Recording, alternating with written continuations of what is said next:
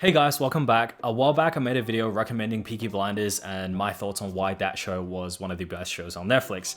And although you guys commented many other great shows in the comments, and I went around and watched a few of them, and one of them was Ozark. As I watched through the seasons for Ozark, I noticed one common theme across many of the character interactions and the relationship between the characters on screen, and that was how often they had to negotiate and persuade another party to do something that they want. And one of the most interesting characters on the show, in my opinion, and one of the best characters at this negotiation persuasion is in fact Wendy Byrde. And in this video, I want to break down a scene where Wendy Byrde was able to use several different persuasive techniques and was able to convince another character to do something that she wanted them to do. Now, I know there's probably many other better scenes to break down or analyze, but interestingly, this is a scene that really made me want to make this video, and I feel like there's a lot of small things that happens throughout the scene that is really worth analyzing. So the scene we're going to break down today is a scene from season 3 where Wendy Byrde is trying to convince Carl to sell her the casino. To give the scene a bit of context without spoiling the big picture, essentially the Byrde family wants to buy the casino from Carl and Anita. And between Carl and Anita, Anita is the one who wears the pants in the relationship. She makes all the calls, she makes all the final decisions, and Carl's kind of seen as the weak link in the relationship. And before this scene, the Byrde family and the couple that owns the casino have already had quite a few back and forth trying to buy the casino, but it wasn't successful due to several different reasons, which I won't spoil here. But essentially here, knowing that Carl is a weak link, Wendy decides to swoop in and convince Carl to put his foot down and sell the casino to the Byrde family. However, what is interesting is that Wendy knows for a fact that Anita is the one who makes the decision in the relationship, and just by convincing Carl to sell the casino, it's not going to do anything. So instead, what she does is she aims to convince Carl to turn against Anita. So let's break down the scene and have a look at how Wendy does this. So Wendy starts off by being extremely polite. Thank you for coming out to see me. I know our dealings have not been friendly. Which shows that she recognizes and is aware of the hostile relationship between the couple who owns the casino and the Byrde family up until this point. It also implies that Wendy and Carl are in fact on the same page. It allows Wendy to display a sense of frankness and honesty, and by following up that with, "I have no desire to bankrupt you," But I have no desire to bankrupt you. it further suggests to Carl that Wendy is in fact on his side. All of these are essentially laying down the psychological groundwork for what's to come. With Carl's response still being quite hostile, Wendy knows that she's going to have to push a bit further in order to convince him. Her first strategy is to provoke.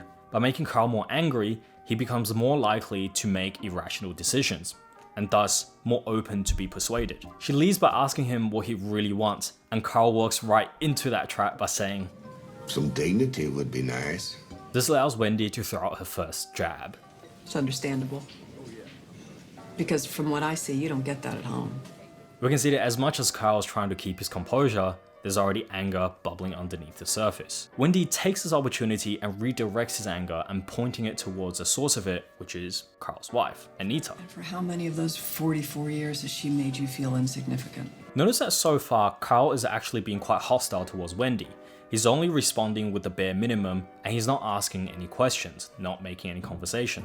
This is actually extremely beneficial for Wendy, as it allows her to direct the conversation to where she wants to go by continuously asking Carl questions. After provoking Carl and redirecting his anger towards his wife, Wendy doesn't even wait for him to respond. She comes in right after and starts telling a personal anecdote. Now, if you did any sort of persuasive writing in high school, I'm sure you'll know that personal anecdotes are one of the most commonly used persuasive techniques, often adopted by politicians to appeal to their voters. It often allows the politicians to appear more human, while also showing to their voters that they understand the situation that they're going through. Wendy uses this exact technique to show Carl that she in fact understands what he's going through because she has gone through something similar herself. Also at this point, remember that Carl is already a bit angry underneath the surface, which actually makes him more prone to suggestions and especially emotive persuasive techniques. Also notice that within Wendy's anecdote, not only does she tell a story which expresses her understanding of what Carl is going through, but also creates a parallel with Carl's life and her own,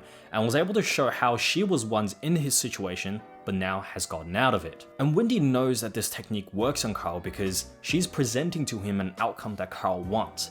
Carl wants to be the one to make the decisions. He wants to be the man of the relationship. However, the conversation takes a turn when Wendy finds out that Marty, who's her husband, actually told Carl the exact same thing, and that is exactly what he said to make Carl not to sell the casino.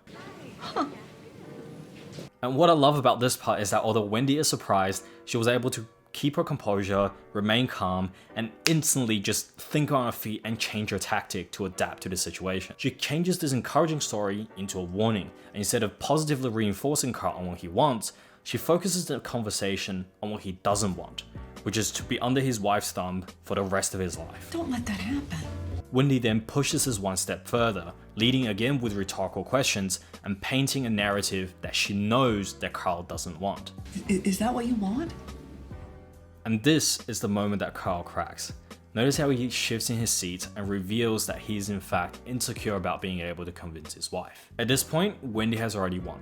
She knows that she has already convinced Carl of what he needs to do, and all she needs to do is give him one last push. So Wendy continues. She reminds him once again the worst possible scenario.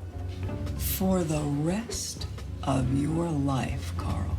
This forces Carl to imagine that scenario and allows him to compare what he would feel if he doesn't try versus the fear of him trying now. And then Wendy hammers it all home with a compliment, telling Carl that he's in fact a smart man and that even though Anita doesn't recognize it, she recognizes it. And at the end of this conversation, which is completely driven by Wendy, Carl comes out of the other side not only convinced of what he needs to do, but also genuinely believing that Wendy is in fact on his side. Wendy made this entire conversation not about selling casino, but rather about Carl's masculinity, his dignity, and his relationship to his wife. It's incredible how Wendy was able to exploit his psychological weakness and manipulating him into making a decision which he believes that he's making for himself and not for Wendy. And once again, like my Peaky Blinders video, I do not condone this type of behavior. I don't think you should be going out there manipulating people into doing what you want, purely from like a moral and ethical standpoint. But I do find this exchange extremely interesting and fascinating, because I feel like there are things from this conversation that we all can take away from and apply to our own everyday life with regards to persuasive techniques. Things such as finding a common ground, a common understanding, and perhaps establishing a mutual goal, and how to make a decision that will ultimately benefit both parties. And also I think by being aware of these techniques and how we might be manipulated, it also prevents us from, being used and manipulated if we ever run into somebody like Wendy Byrde, which I hope none of us do. Anyways, I really hope you guys enjoyed the video, and as always, comment down below on what your favorite Ozark scene is, or maybe who your favorite Ozark character is. As always, chuck us a like if you enjoyed the video, and subs if you haven't already, and go enjoy your movies.